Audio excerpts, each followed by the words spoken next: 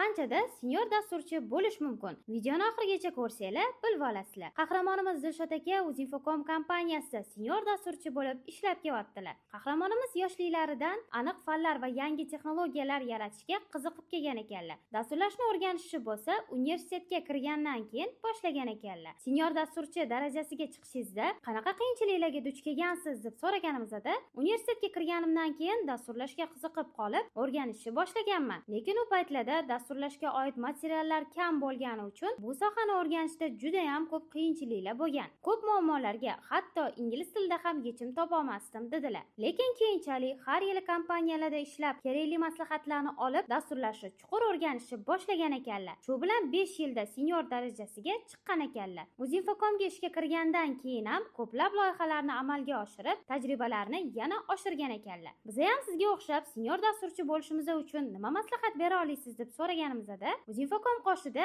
Ustudy degan IT akademiya ochilgan. O'sha yerda kurslarida o'qisanglar, o'qish davomida Uzinfocomda stajirovka qilib, real loyihalar bilan ishlab, men bosib o'tgan yo'lni ancha tez bosib o'tsanglar bo'ladi. Agar stajirovkada o'zingizlarni yaxshi ko'rsatsanglar, Uzinfocomda ishga ham olib qolishadi. 3-4 yilda senior dasturchi bo'lsanglar bo'ladi dedilar. Agar sizlar ham Ustudy dasturlash kurslarida o'qib, Uzinfocom kabi katta IT kompaniyaga ishga kirmoqchi bo'lsanglar, unda kommentda plus qoldiringlar.